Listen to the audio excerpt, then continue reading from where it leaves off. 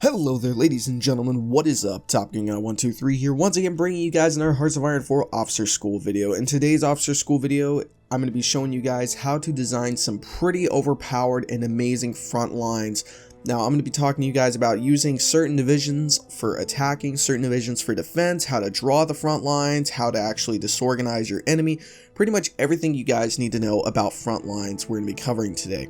Now, first off, I want to explain to you guys, we're going to be doing, like I said, around really 2 to 3 things on your first. I'm going to be talking to you guys about our divisions. Second, I'm going to be explaining to you guys on how to plan your attacks like I've done so, if you want to get really complicated. And then 3, I'm going to explain to you guys how to actually pretty much cut off your enemy with this tactic and pretty easily kill them. I mean, just simply honest, pretty much what we're going to do. So, anyway, so first off, let's go ahead and talk about the divisions, and then we'll talk about our battle plans and how they're going to work. So, first off, we have 2 division templates. Well, actually, we're using 3 or 4 on the front line, but they're pretty similar except for the tanks. I'm going to go over them. So, here's what you want to do in every single Hearts of Iron 4 game if you have the manpower and you have the equipment. You want a frontline defensive infantry and a frontline attack infantry template. That's what you really want to do. Here's why. The defensive infantry template can act as an actual defensive unit where they won't move forward. You can see, actually down here I have 297 of these guys, and they're really rookie because I kind of popped a lot of them out last minute. And they're 40 width infantry divisions, which are only, if I remember correctly, just infantry. Only infantry, I want to say. Yes, they are just 40 width infantry only with some anti-tank and some arty engineers and recon, so they get the most defense humanly possible. So our organization's pretty high, which means enemies can attack us with other men and we'll probably hold, or it's arty and we'll probably hold. Our defense is pretty high, which works the same way. And then we've got anti-tank in here for support, so that'll help us if they have any tanks, but our tanks should probably take care of their tanks. Now, what you want to do is you want to get a lot of those guys and put them on the front line. Here's why. Once the battle starts, I will show you guys. I'll let the Russians attack me first, and they will attack the unit with the most defense first. At least that's what I've noticed. After they attack the unit with the most defense first, then, well, it's pretty much downhill from there for them. And since they attack the defensive unit, our offensive units, which are pretty much these 20 width artillery and 40 width artillery divisions, are not going to be taking any organization or any damage. So after they use their units to attack first and their org gets low, then we're going to tell our guys to move forward and attack. The reason you want to do this is because once their org is low, they can pretty much be walked over. And then if you have a really overpowered division like I just showed you guys, these templates, they're going to be even worse to be attacked. So that's pretty much it for that.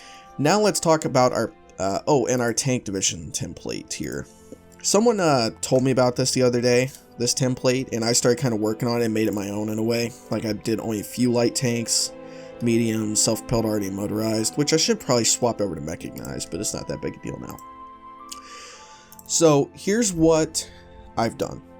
Our tank division here is going to, if I remember right, yes, this is our tank division. He's going to cut across here to try to secure these 3 towns, which is going to first off break their enemy and push them back. Then our divisions down here for attacking are going to cut down here, and once they actually get close enough, I'm going to tell them to stop that order and tell them to cut off the ports. So all these Russian troops down here are encircled. This over here, we have 40, I believe, yes, the 40 width artillery attack divisions are just going to make pretty much one giant front line secure a way for the panzers to break through. And then up here, actually that's our old division on there. Up here we have some more infantry. They're just going to pretty much trying to get up to Leningrad, secure those victory points. And then we have more tanks. They're going to cut through to try to secure the infantry a way in. See, what we're doing is we're using our tanks to buffer out the areas so infantry has a little bit more of like less resistance, but then we're using the actual infantry themselves at the same time to cut off and surround the enemy while taking victory points. Now this is where another thing the 300 infantry divisions, the frontline divisions infantry come off with, or pretty much are good with. Whenever, if you don't tell them to attack, which I'm not going to do, if you don't tell them to attack, as your units move up, they don't do anything. That's why I've got very little motorized. I think I've only got like a few motorized divisions. Actually, I don't even know if I have any. Yeah, I have no motorized in these tank divisions whatsoever, because even though they're fast, the infantry should catch up pretty quickly because they're not actually attacking anything, and they're not defending against anything either because the tanks are breaking it for them. So I don't know if I'm actually going to win here because the AI kind of went nuts with everything that was going on with Europe, and they went absolutely insane. Pretty much went down their lessons of war doctrines and all that stuff, so they got rid of the purge, and it's just their basic divisions versus my divisions. So I really got no idea if we're going to win this or not, so let's give it a shot. So let me skip ahead by 1 day. Alright. And now see, this is what I'm talking about. Their units are attacking me, and watch their organization. And once these attacks finish, like in a few days, once the attacks start slowing down, you'll see what I'm talking about, and I'll tell them to move forward. Now, we're actually losing, I think, down here a little bit. Yeah, we're losing down there. We're mostly winning everywhere else. So now what I'm going to do is we're going to activate our divisions, because they've been attacking a while now, and they're just attacking our defensive divisions, and all of our offensive divisions should be ready to go. So let's watch this front line. Now, like I said, I don't know if I'm actually going to win this or not, but this is a pretty good tactic to use in multiplayer. And, yeah, we're pushing pretty good up here in the north. Our infantry is making a way for our tanks to break through. Tanks are looking pretty good up there. Now, down here, we're actually getting a lot of resistance, and we're probably not going to be able to break through down here very well, because I just realized there's mountains down here. So, yeah, and our troops are getting bogged down. This is kind of embarrassing, but yeah, this is how it's supposed to work. I mean, it's supposed to do a lot better and advance a lot quicker, like against a smaller enemy, or if you have really, really, really, really good division templates. Mine, I've got enough equipment for them, and they're working. It's just I would have expected them to break through a lot quicker. But I mean, you can see the whole point of this. I mean, the north and, you know, pretty much the center and the north are advancing pretty quickly. The south, it's having a lot of problems down here because, like I said, the mountains. But you guys get the idea. I mean, you can see it's working. And it's pretty much, yeah, now we're getting very low supply. Which brings me to another thing. I'm going to continue letting them attack, but I'm going to talk about this here really quick. Ooh, we got an encirclement. How many? Ooh, that's a pretty nice one. So, what ends up happening here, one thing I highly recommend you do is have the 20 width infantry division frontline defense ready. Because once you start breaking through far enough, this is going to kill your supply. If you don't have a very good... Ooh, I've been building anti-aircraft. Ooh, yeah. See, this is what I was talking about. Or not even talking about, this is what I meant to bring up. Your infrastructure, you need to have good infrastructure to do this. And it's really worth it in the long run. Because if you have the infrastructure and the ability to continue on these units and keep them going, this works really well. And I mean really well. Let's just move this up here and try to break through up there. See, there's two battles going on at once. They're attacking our defensive division here. This is exactly what I was talking about. He is attacking here. It's attacking our defensive unit. While our artillery and the really overpowered frontline attack divisions are still moving north. While they're in combat, breaking through everything in front of them. See, that is one thing I was meaning to mention with this division, why I like doing this half and half mixture, because it literally forces the AI to attack your defensive divisions, or even if it's a real player, they attack your defensive divisions, and then the other guys end up attacking forward. Now, I think that's pretty much it. So once again, I'll just cover the very basics of it. Basically, all you need to do is have really just two templates. You need a attack division template, something along this line that's really got a lot of artillery and you have enough for it, and then a frontline defense division. And if you have the issue like I am starting to have where the supply is absolutely killing me, I can see here it's mainly our 40 widths here.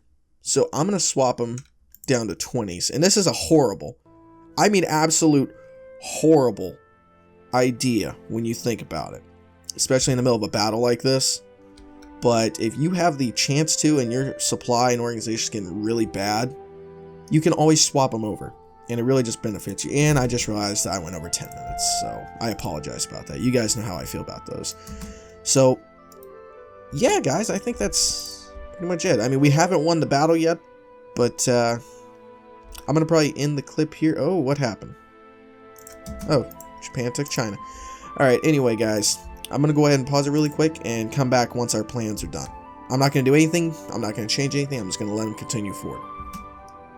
Alright, guys. So one thing I just realized was going on. I had so many divisions here on the front line. The AI was not actually executing some of the attacks. I went ahead and told the tanks to push through. I guess I want you guys to see what the infantry is going to do here. So we started breaking through with our tanks, and as you can see, the infantry is trying to. I mean, it's going to be kind of slow, but you can see that they're starting to come in here to fill the pocket. And that's what I was meaning by you don't really need to have a lot of, what's the word I'm thinking of? You don't really exactly need to have a massive amount of motorized, or really even any motorized when you do this, because what ends up happening, like I said, the divisions are pretty much going to march in here and cover your advance with your tanks. They're slower, they're harder to keep up with, but they will end up covering you and help you get large encirclements like this. So you do need to micromanage it just a little bit. We've got 40 infantry divisions coming in here, so these guys better not fall. Hold on, let's just do this really quick. Yeah, see, if you tell your guys to actually attack these guys and tell them to keep moving forward, sometimes they won't do it, and the other times if you force them to, you're just going to win a lot easier. But, yeah, anyway, now, since we're actually doing this, I'm going to come back once we actually win.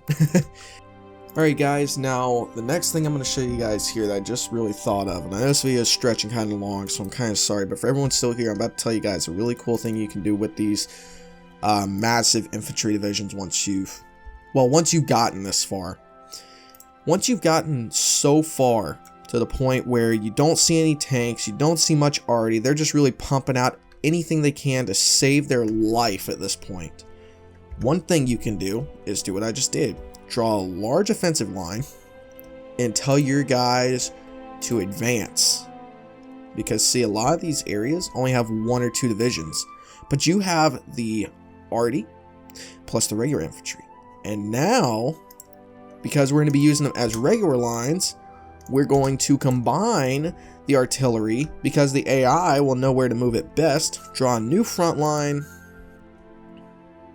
I just realized I only did that with like 30 units. And just because of this pocket up here the way it is, I'll just guard them with like 20 units in all honesty. That's what I'm going to do. So, I'm going to let our troops reposition on the line, and then we are going to finish this war. And our tanks might actually finish it for us because I've still got the tanks advancing. But now this is where it gets kind of dangerous because your tanks are now no longer going to have the infantry marching behind it. Your infantry are now going to be used pretty much as an attack force in a way, because you're mixing your old infantry with the new ones. So I think we've got everything good to go. Alright, let's start the attack and the final attack of Russia, or the Soviet Union, and look at all these victories we're winning. That is why I love this strategy, because it works in so many great ways that, first off, when you have, let me get these guys over here, let me, where'd they go, just to finish this encirclement off, I just want this encirclement done. You know, let's also check the deaths. I'm just curious on how well this worked. We lost 664,000, the Soviet Union lost 3.16 million. So how about that? But back to what I was saying. This is why, and this proves why that tactic is so amazing. Because you can use it in so many different ways. By designing a frontline divisions for defense, and then designing other divisions for pretty much attack. Because what you are doing is you have a backup plan. If you start losing, you can convert them all over to your defensive infantry. If you start winning, and that's going to be the Battle of Moscow right there. And Moscow is ours. Come on. There we go.